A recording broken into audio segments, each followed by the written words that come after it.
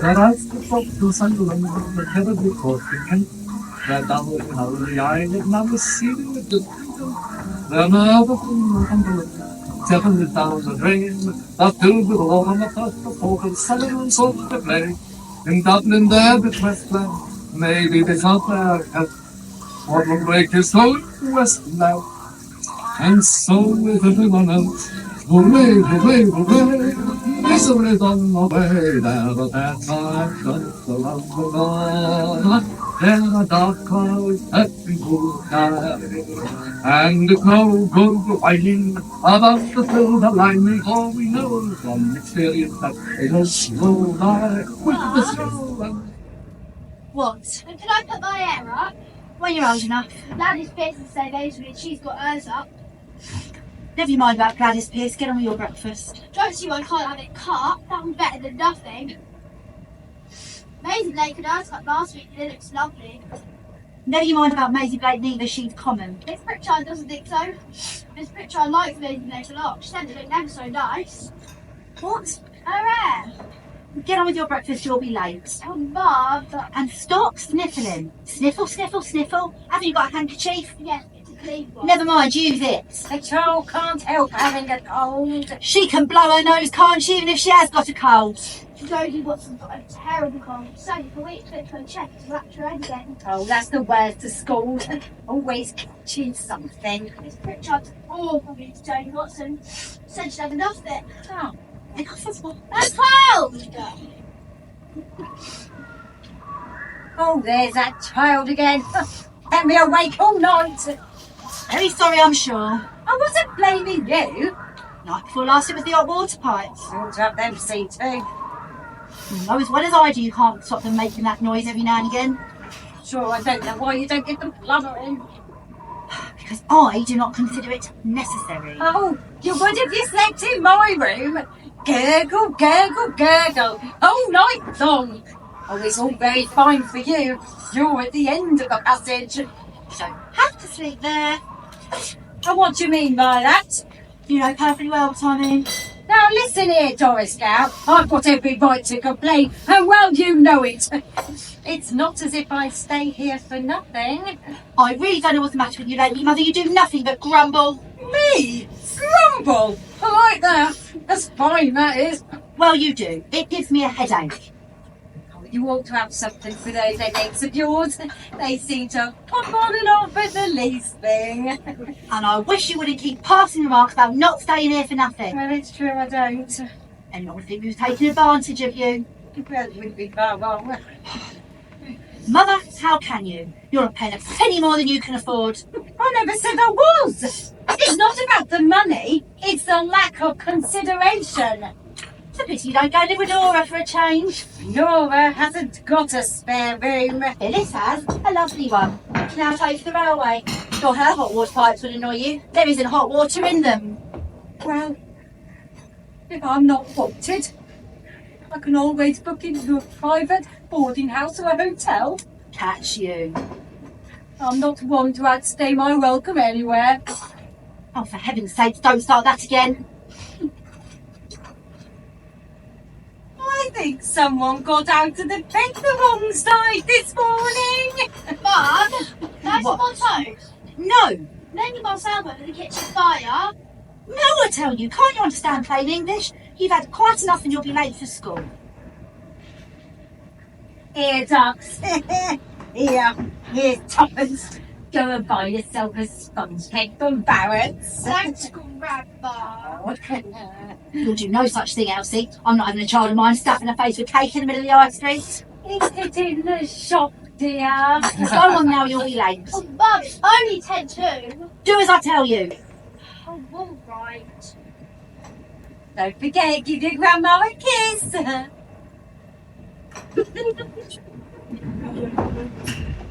I'll trouble you not to spoil Elsie, Mother. Spoiler! Better than half starving her, I'm sure. Are you insinuating? I'm not insinuating anything. That child only had one piece of toast for her breakfast and she used that for egg. I saw her. It's none of your business, and I'd be very much obliged if you keep your tuppences to yourself. Well, if I'm to be abused every time you try and bring a true happiness into the child's life, Anyone would think I ill treated her the way you talk. certainly nagger enough. I don't do any such thing, and I wish you'd be quiet. There's no need to lose your temper. I am not losing my temper. Well, it sounded very like it to me.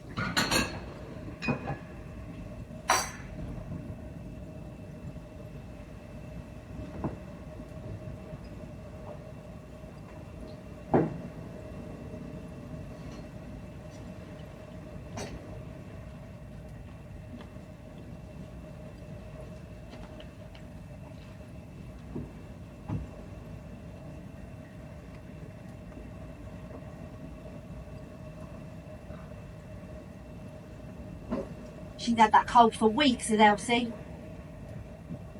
Well, you ought to have had her go to see Dr. Bristow. He'd have cleared it up in no time at all. You and your Dr. Bristow. Well, if she'd got bronchitis, that would have been a fine thing. Do you know, Mrs. Henderson's Muriel, she got bronchitis all through neglecting a cold. I suppose your precious Dr. Bristow told you that. Yes, he did, as a matter of fact. And he saved the child's life. You asked Mrs. Henderson. Catch me ask Miss Henderson anything, not likely. Stuck up thing. Mrs. Henderson's a very nice, ladylike woman. Just because she's a bit quiet and reserved, you say she's stuck up. Who does she think she is anyway, Lady Mountbatten? Oh, Doris, you make my head hurt, you really do. You're so fond of your Mrs. Henderson, it's pity you don't see more of her. Notice she don't go there often. I go when I'm invited. Exactly. She's not the sort of woman to have people popping in and out of it all the time. Can't all be like Amy Fawcett's. What's the matter with Amy Fawcett? Oh, she's common for one thing, dyes her hair for another. She's a bit too free and easy for my liking. She doesn't put on airs anyway. I should think not. The sort of life she's led. How do you know what sort of a life she's led? Oh, everybody knows. You only need to look at her. I'm a woman of the world, I am. Can't pull the wool over my eyes. Don't go on tidying everything like that. What are you looking for? It's this tray. I did last night. If it's the one with the blue cover, it's on the bottom. It's not. Oh dear. This picture could be bad again if I can't find it. There is it, is it, in the satchel head. Oh yes, thanks, Grandma. Oh, dear. Go on now, for heaven's sakes, you'll be late. All right, Mum. Bye, Mum. Bye, Grandma. Bye, Dad. Don't dawdle on the way home. All right. There now. If you're going down to the shops, could you get me a reel of white cotton? I thought you were coming with me. Oh, no, I don't feel up to it. I'll put it on my list. Oh, it's too much bother. Don't bother. I'll get it another time. Henry? 9:30. I know. You'll be late. Never mind. If my Robert had laced about like that in the mornings, we'd have all thought the world had come to an end. Henry will do it once so often, you mark my words. That's all finished anyway. You'll have to move now, I've got to clear. Where's Ethel? Doing the bedroom. No.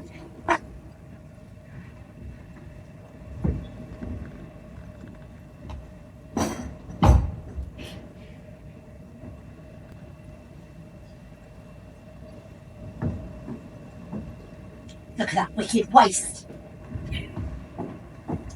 What's the matter with him? Don't ask me, I'm sure I can tell you. Came in very late last night.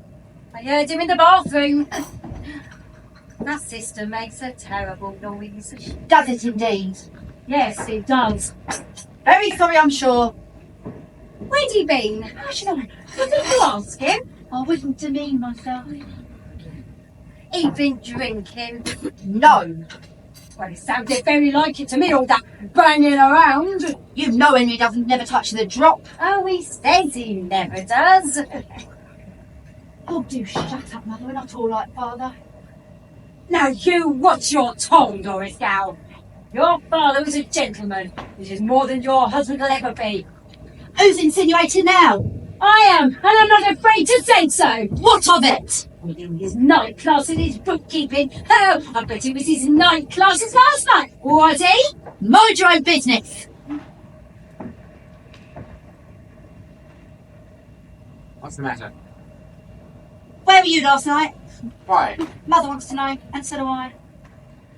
I was kept late at the shop, and then I had a bit of dinner in town. Who with? Charlie Henderson. There's that child again. It's my belief it's hungry. I wonder you don't give it tuppence to buy sponge cake.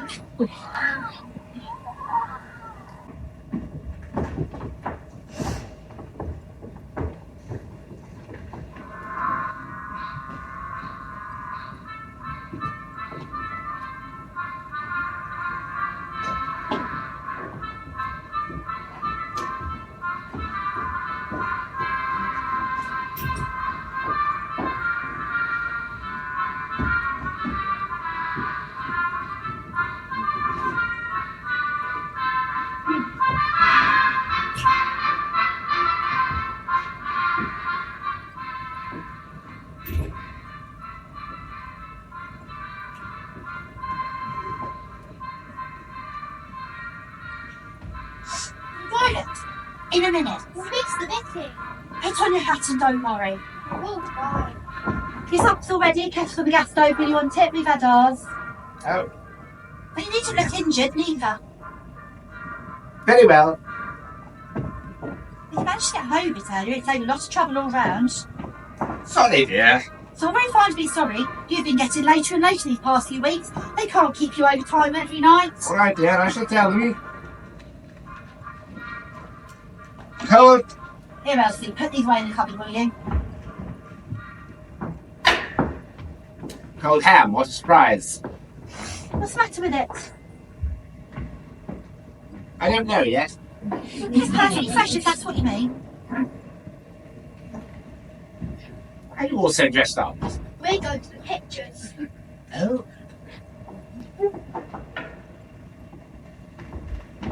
You put everything on the tray when you finish and leave it in the kitchen for Ethel. Good old Ethel. What? I said good old Ethel. Well, it sounded very silly, I'm sure.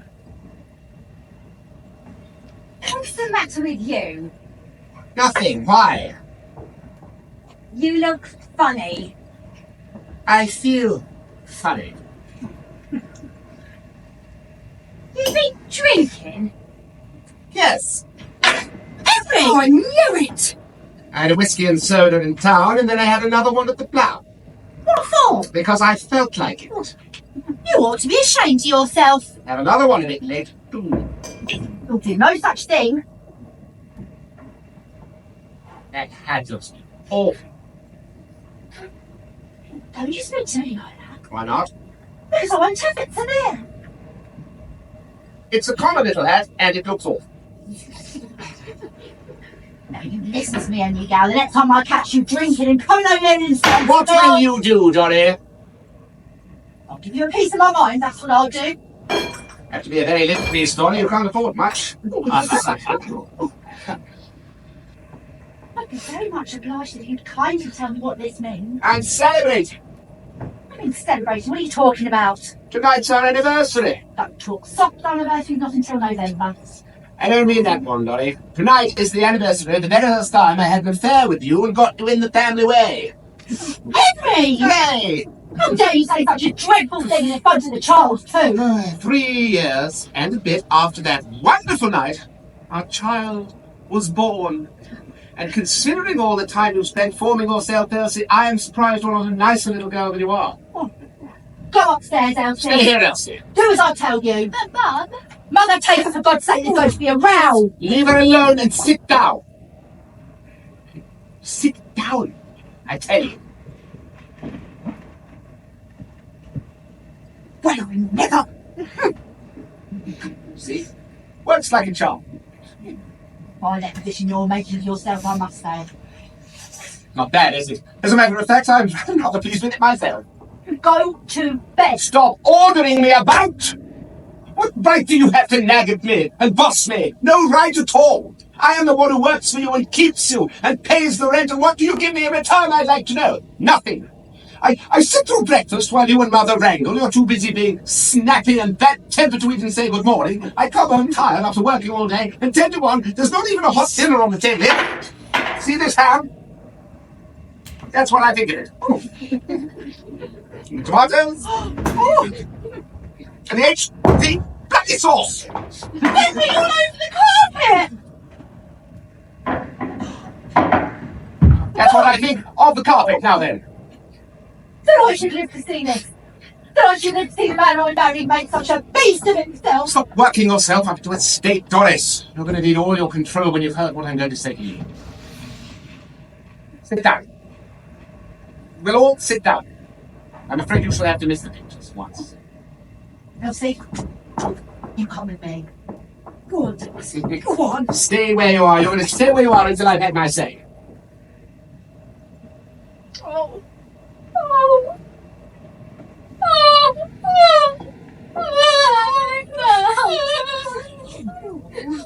Here, you. Get the port off the sideboard and give some to your mother. Go on. Do as I tell you. You're a drunken brute, you. Worse than that, mother. Far worse. Just you wait and see. Go on, Harry. Have a little port. It might do you good. I don't want any. It'll choke me. Drink it. Don't listen to him, Dory. He's drunk. I'm not drunk. I've only had 2 whiskey and sodas. And that was just to give me the guts to take the plunge. You'd never believe how scared I was, thinking it all over in cold blood. I'm not scared anymore. It's actually much easier than I thought it would be. You know, my only regret, Donny, is that I didn't come to the boil a long time ago and tell you to your face exactly what I think of you. What I've been thinking of you for years. And this horrid little kid. And that old bitch of a mother of yours. Henry Cow! You heard me? Old bitch was what I said, and old bitch was what I meant. I'm not going to listen to another word of this. Oh, yes, you are. Oh, that is You here. come on, on your lap. Ow! Get on! Oh, that's not all your business. Not on your line. Help! Help! Please! Help! Help! Help! Help! Oh, God! Oh, my God! Oh, my heart! Oh, me! Oh, I can hear your faint! Oh! Don't worry, I shall bring you round if you faint. Oh dear! Oh dear! Stand out of the way, Donny, we don't all want to get wet. Where am I? Number 17, Cranmouth Road, Clapham. Oh Dear, now look here, Mother. I don't want there to be any misunderstanding about this. I liked slapping you just then, you see. It was lovely. And if you don't behave yourself and sit in your chair, I shall slap you again. Now come on, and remember, if you feel faint, the water's all ready. Come on. Come on. Come. Let's go. Come.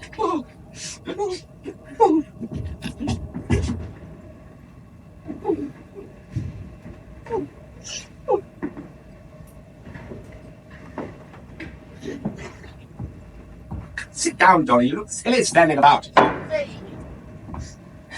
Keep Elsie quiet, or I shall fetch her one as well. Come here, Elsie. Shut up, will you? Yeah. I'm going to start, quite quietly, explaining it. Enjoy yourself, aren't you? You said it. You're going to be understand your face with what I've done to you. Very likely, Donny. Very likely indeed. Don't enjoy me either. Coming home here drunk, hitting poor mother and frightening Elsie out of her wits. Well, maybe it'll do her good, do them both good. A little bit of excitement in their home. God knows they've been dull enough as a rule. Oh, very clever, I must say. Now, 16 years ago tonight, Dory, you and I had a bit of rough and tumble in your Aunt Daisy's house on the Stansfield Road, remember? Henry! We had the house to ourselves, it being a Sunday. Your mother, your aunt, popped over to the Golden Calf with Mr. Simmons, the lodger, which, as the writers say, was her want. It's disgusting. Shan't listen to another word of this. Yes, you shall. Shut up. Now, Pay no where attention to him, Mother. He's gone mad. Where was I? Stansfield Road. Now, you've been after me for a long time. I didn't know at the time, but I realized soon after you had to have a husband. What with Nora married, Phyllis engaged, you simply had to have a husband. And so you fixed on me. Now, you were pretty enough. And I fell hook, line, and sinker. And then, 5 months later, you told me you kicked. You cried a hell of a lot, Dory, I remember. Said that the disgrace would kill your mother if she ever found out. Of course, I didn't know at the time it would take a damn sight more than that to kill that leathery old man. Stand for it. I can't stand for it. I expect you were in on the whole thing in a refined sort of way, of course. You knew that Dory was no more in the family way than I was. We got married. You both saw to that. And I chucked up all the plans I had, getting on in life, maybe being a steward on a ship and seeing a bit of the world. All that had to go. We settled down in rooms. Then I went into Ferguson's house. I've given you the best years of my life, and don't you forget it. Never given me the best of anything, not even yourself. Didn't even have Elsie willingly. Not true. Don't listen to him, Elsie. Stop up your ears. He's wicked. He's wicked. It's true. It's true, all right. She knows it as well as I do. Right that you married me. It was only fair. You took advantage of me, didn't you? You took away my innocence. Come on. It was only right that you paid for it. Dory, don't talk so silly. I was the innocent one, not you. I found out that you'd been cheating me a long time ago. And when I found out, when I was absolutely certain, I started cheating you. Prepare yourself, Dory, old girl, because this next bit's really going to upset you. I've been saving. Every week, the last 10 years, I've been earning just a little bit more than you thought I was. And I have managed, by hook and by crook, to put away £572. Do you hear that? £572. But you never have. You couldn't have. You'd have given it away. I should have found out. I thought that would rouse you. Don't get excited. Don't get worked up. I haven't got it on me. It's in the bag. And it's not for you, it's for me. All but £50 of it. That much is for you, and it's the last you're ever going to get from me. Henry, you couldn't be so cruel. You couldn't be so mean. Oh, I've done what I think's fair, and what I think's fair is a damn sight more than you deserve. I transferred the freehold of the house into your name, so you'll always have a roof over your head. You can even take it a lodger as a push, although God help the poor bastard if you do. £572. You've got all of that. You're going to leave me to starve. Cut the drama, Dory, and have a look at your mother's savings bank book. I think you will find she has got more than enough to keep you in comfort till the day you die. She's Lie. certainly soaked her old man It's a lie. before he took to soaking himself. Now listen to me, Mother McCree. You've had one sock in the jaw already this evening, and you're not just asking for another one, you're sitting up and begging for it. Like you look for a sock. Get the police onto you, my fine fellow. Now, this will have to be pretty nippy. My boat sails first thing in the morning. I'm going away. I've got my ticket here in my pocket, and my passport too. My passport photo's a fair screen, Dory. Oh, I wish I could show you. I don't want you to see the lovely new name I've got. You can't do it. I can have you stopped by law. It's desertion. You're right, Dory. Desertion is just exactly what it is. Where are you going? You've got to tell me. Where are you going? Wouldn't you like to know? Maybe Africa. Maybe China. There are so many places in the world, Dory, that you know nothing about. You've often laughed at me for reading books, but I've found out a hell of a lot from reading books. Did you know? Did you know, for instance, there are islands in the South Seas with turtles and cocoa palms and the sun shines all the year round, and you can live there for practically nothing. Then there's Australia and New Zealand. With my little bit of capital, I might start up in a small way, of course. Sheep farming. That'd be nice, wouldn't it? Think about it, Dory. Miles and miles of open countryside, fresh air and good food. That might suit me. Down to the ground, that might suit me beautifully. Well, then there's South America. Plantations, sugar plantations, coffee plantations, banana plantations, Dory. How about it? If I go to South America, I'll send you a whole crate. Have a banana, Dolly! Have a banana! Henry, listen to me. You can't do this dreadful thing, you can't. If you don't love me anymore, think of Elsie. And then there's the sea. Not the sea that we know at Worthing, with the tide going in and out and in and out, and the band playing on the pier. The real sea is what I need. The sea that Rudyard Kipling wrote about, and Joseph Conrad, and lots of other clever people too. The sea with racking great waves and water spouts and flying fish and phosphorus and typhoons, the foam looking as though it were lit up. Those people knew a thing or two about life, I can tell you. They knew what life could be like if you give it a chance. They knew there was more to it than refinement and fumed oak and lace curtains and getting old and miserable with nothing to show for it. I am a middle-aged man, but my health is not too bad. Taken all round, there's still time for me to see a bit of life before I conk out. Still fit enough to do a job of work. Real work, mind you.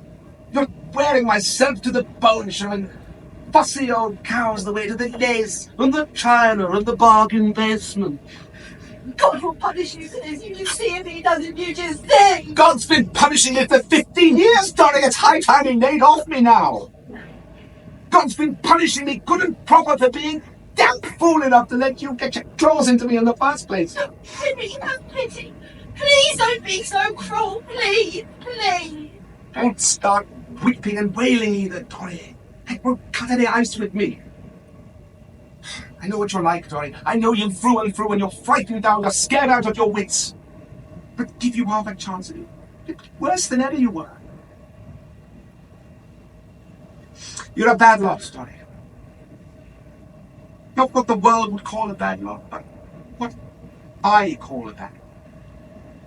Mean, cold, and respectable.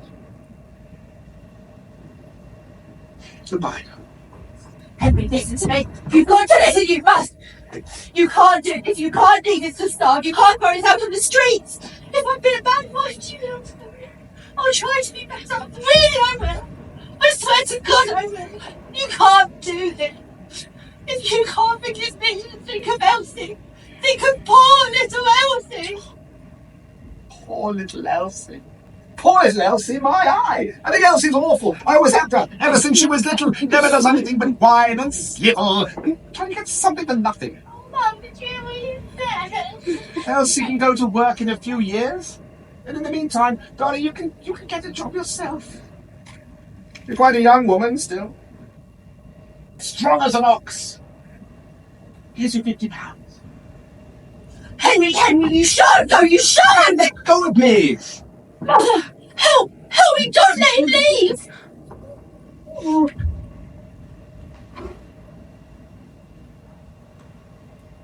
I'm taking my last look at you, Dory.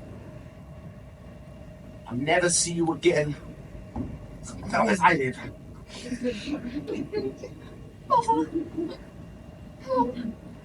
Oh, God. Oh, my God. Oh.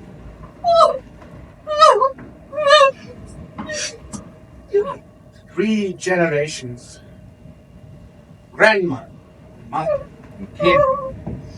Made of the same bones and muscles and sinews and glands and millions of you. Millions just like you. You're past it now, Mother. You're past the thick of the fray. You're nothing but a music hall joke. A mother-in-law with a bit of money put by. Dory, the next few years will show whether you've got guts or not. Maybe what I'm doing to you will save your immortal soul in the long run. It'd be a bit of all right, wouldn't it? I doubt it, though. Your immortal soul's too measly. You're a natural bully and a cheat. And I'm sick of the sight of you. And I would also like to take this opportunity to tell you that I hate this bloody awful slave bangle of yours, and I always have. Elsie. Now, you got a chance. It's a slim one, I grant you, but it is a chance. If you learn to work apart and be independent. And when the time comes, give what you have to offer freely and without demanding lifelong payment for it. So have a chance you'll turn into a decent human being. In any event, if you'll take one final piece of advice from your cruel, ungrateful father, you will spend the first money you will ever earn on having your adenoids out. Bye, one and all. Nice to know you.